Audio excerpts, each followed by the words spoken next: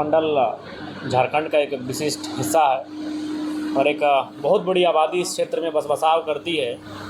उस हिसाब से पलामू प्रमंडल के दृष्टिकोण से अगर देखा जाए, चूँकि हम भी पलामू जब आए तो गया और औरंगाबाद होते हुए आए, तो इस हिसाब से पलामू को विशेष सुविधा मिलनी चाहिए। और झारखंड सरकार ने जो बातें कही थी, जब हमारी सरकार बनेगी, माननीय मुख्यमंत्री हेमंत सोरेन ने अपने श्रीमुख से कहा था कि पलामू को उपराजधानी बनाएंगे। तो मुझे भी पलामू आकर लगता है, पलामू हम 2 बार आए और दोनों बार आने के बाद जो यहाँ के लोगों का रांची आना जाना जो आवागमन की सुविधा है, तो सबसे पहले पलामू को उपराजधानी के रूप में तब्दील किया जाए। ये हमारी पुरजोर कोशिश रहेगी सदन में इस बात को उठाने की। और निसंदेह चूँकि हम लोग एक विजन के साथ चले हैं 2029 को लेकर, तो उसके लिए झारखंड का हर एक ज़िला, झारखंड का हर एक ब्लॉक, झारखंड का हर एक प्रमंडल, वहाँ से हमें अपार जन समर्थन की आवश्यकता है और उसी लक्ष्य को लेकर हम लोग घर से निकले हुए हैं। देखिए, उम्मीद तो यही लेकर आए हैं कि जिस प्रकार से हम लोग का प्रदर्शन कोयलांचल में रहा, कोल्हान में रहा, दक्षिणी छोटानागपुर के विशेषकर रांची राजधानी में हमारा जिस प्रकार से प्रदर्शन विधानसभा के चुनाव में रहा, आने वाले समय में पलामू प्रमंडल में भी हमारा प्रदर्शन वैसा रहे, यहाँ भी लोगों का समर्थन हमें वैसा ही प्राप्त हो, ताकि हम पूरे राज्य की आवाज़ को और मजबूती के साथ रख सकें। आज कोई भी लोग अगर परेशानी होती है तो निसंदेह वो डुमरी विधायक को खोजते हैं। तो हम भी कभी कभी हमें भी दुख लगता है कि हमारे पास सदन में भी बातों को रखने के लिए काफ़ी कम समय होता है, इकलौते विधायक हैं।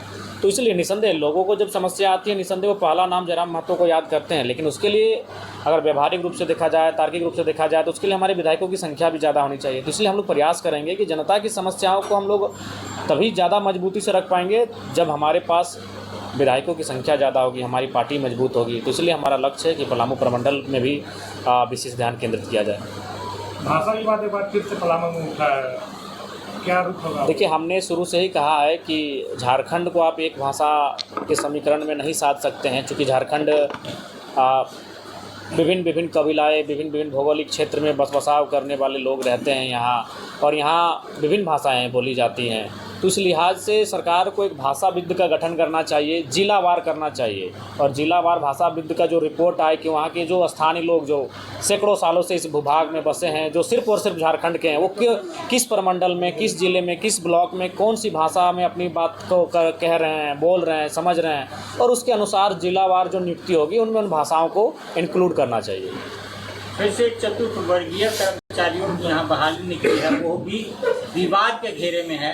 पलामू में स्थानीय होना चाहिए, उसमें सारे जिलों का बहाली होना। देखिए, अगर ये नियमता है कि जिलावार बहाली है और उसमें उसी ज़िले के लोगों का होना चाहिए, तो उनको उनका हक मिलना चाहिए। अगर वो जिलावार बहाली स्पेशल अगर किसी जिला विशेष के लिए है, तो निसंदेह जिला का हक बनता है।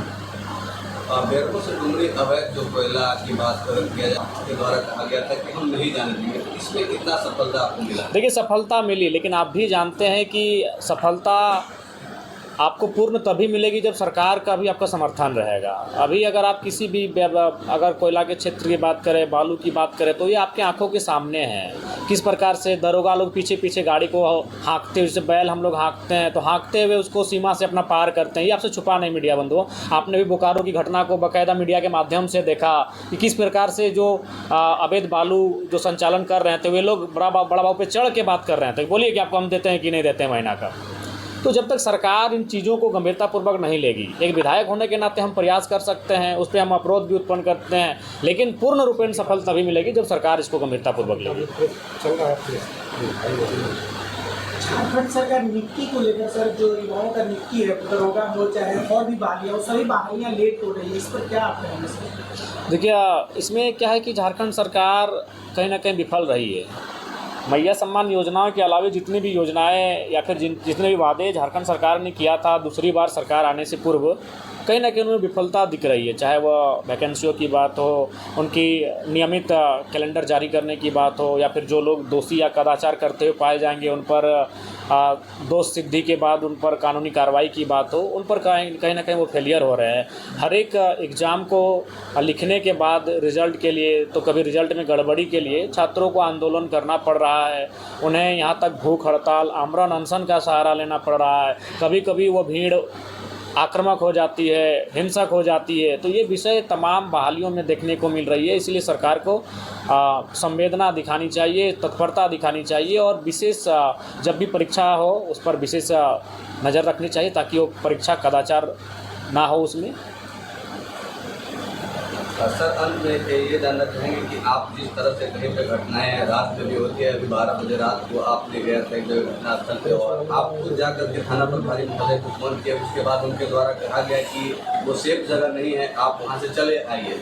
तो सर, आपकी सुरक्षा के लिए जो कि लगातार आपके पार्टी के द्वारा कई नेताओं के द्वारा अमित शाह जी को आवेदन लिख करके दिया गया, सुरक्षा की मांग की गई, उसमें अब तक क्या आप लोगों को उधर से देखिए उस पर हमारा कोई संज्ञान नहीं है। वो हमारे पार्टी के नेता होने के नाते उनको ऐसा लगता है जी, तो उन्होंने अपने प्रयास किया है। बाकी उसमें हमारा कोई दिलचस्पी नहीं है सुरक्षा को लेकर। और जहाँ तक सवाल है उस दिन की बात, तो अभी बोकारो के जो एसपी थे उन्होंने जो मीडिया में बयान भी दिया था कि सुरक्षा के कारणों से, लेकिन जब हम उनसे पर्सनली मिले, चूँकि अब वो बोकारो के एसपी है नहीं, तो हमें भी बात करने में कोई गुरेज नहीं। उन्होंने कहा कि विधायक जी आप भी जानते हैं हम लोग को सरकार का पक्ष रखना पड़ता है, लेकिन अगर ईमानदारी से हमको कहा जाए तो बड़ा बाबू को वहाँ जाना चाहिए था, इतना तो डरपोक नहीं होना चाहिए। एसपी महोदय हम लोग, चूँकि वो भी हमारी उम्र के हैं, हमसे 2 साल सीनियर है, 2 साल पहले वो मैट्रिक लिख के आए हैं, चूँकि अब उनका तबादला वहाँ से हो चुका है, इसीलिए बात हम ये मीडिया में कह रहे हैं।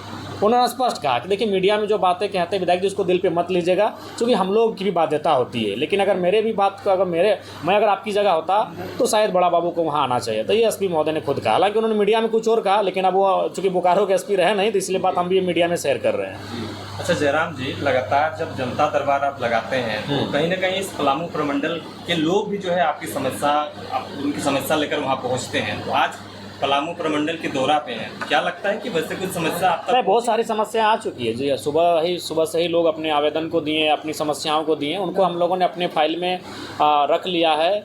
और जैसे ही हम कार्यक्रमों से फुर्सत हो जाएंगे उसको पढ़ेंगे और उसके बाद देखेंगे कि किस विभाग से संबंधित फाइलें हैं, उस विभाग से हम टेलीफोनिक भी बात करेंगे और अपने लेटर हेड के माध्यम से उनसे पत्राचार भी करेंगे।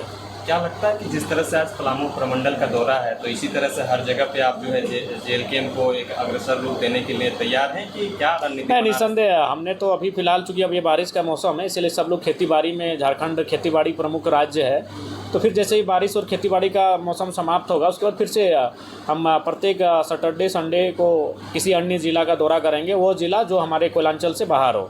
जैसे आज हम पलामू में हैं, तो हो सके अगला बार लातेहार में होंगे, अगला बार गढ़वा में होंगे, लोहरदगा में होंगे, साहिबगंज में होंगे, पाकुड़ में होंगे, दुमका में होंगे, गोड्डा में होंगे। तो इस प्रकार से प्रत्येक संडे को हमारा दौरा रहेगा विभिन्न ज़िलों में जो कोयलांचल की सीमा से बाहर आते हैं। चूँकि धनबाद, बोकारो, गिरिडीह तो हमारा रोज़ का आना जाना है, रामगढ़ तक भी हम प्रत्येक दूसरे दिन पहुँच ही जाते हैं, हजारीबाग भी तीसरा चौथा दिन हम पहुँच ही जाते हैं। तो इसके बाहर जो ज़िले हैं उन पर प्रत्येक सप्ताह हमारा एक विजिट होगा, वहाँ के कार्यकर्ताओं से मिलेंगे, वहाँ के लोगों की समस्याओं से रूबरू होंगे और अपना सार्थक प्रयास करेंगे। झारखंड विधानसभा की तरफ से आपको जो है अदर स्टेट जो है कुछ चीज़ों को सीखने के लिए भेजा गया था, उस क्या चीज़ समझ पाए जो झारखंड में अप्लाई करनी चाहिए? आपको लगता है कि वो चीज़ों में कमी है जो अन्य स्टेटों में है? देखिए अन्य स्टेट जो हम गए हैं वहाँ जो लोकेलिटी है वो स्पष्ट है कि जो अन्य राज्यों से के लोग हैं वहाँ अगर नौकरी के लिए जाते हैं भी सरकारी नौकरी, जैसे मान के चलिए कोई उत्तर प्रदेश का आदमी अगर यहाँ वीडियो बन के आ जाता है या फिर कोई अन्य पदाधिकारी या फिर कोई सरकारी नौकरी करने के लिए आ जाता है, तो निसंदेह आए, आने के लिए किसी को मना नहीं, भारत कुछ परसेंट भाई आएंगे, लेकिन वो भाड़े घर में रहेगा। जब उसका नौकरी समाप्त हो जाएगा वो सो तो अपना फिर जहाँ से वो आया था वहाँ चला जाएगा। ये होना भी चाहिए। जैसे हम लोग रेलवे में काम करते तो रेलवे क्वार्टर देती है, BCCL में काम करते तो BCCL क्वार्टर देती है। जब हम नौकरी को समाप्त कर देते हैं तो अपना क्वार्टर को छोड़ देते हैं, सारी सुविधाओं को छोड़ देते हैं और फिर अपना गाँव, अपनी मिट्टी वापस चले आता है। ये होना चाहिए और ये वहाँ पर है, अरुणाचल प्रदेश में है, नागालैंड में है, आसाम आपका में, सिक्किम में है, जहाँ जहाँ हम गए ये उनका खूबसूरत नियम है कि ताकि अन्य राज्यों के लोग जाकर वहाँ बसाव करके उस राज्य को बाधित नहीं कर पाएंगे।